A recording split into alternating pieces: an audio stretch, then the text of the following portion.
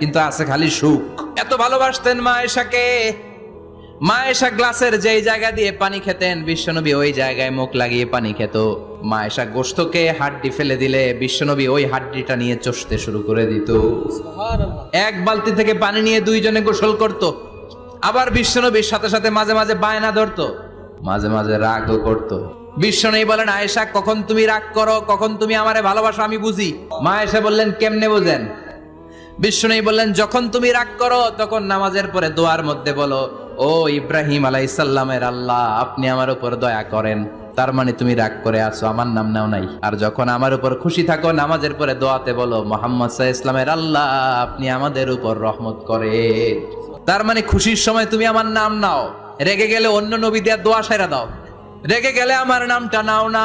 মা আয়েশা বলে, নবী গো, আমি তো শুধু নামটাই মুখ দিয়ে নেই না, কিন্তু কলিজা থেকে তো আপনারে বাদ দিতে পারি না।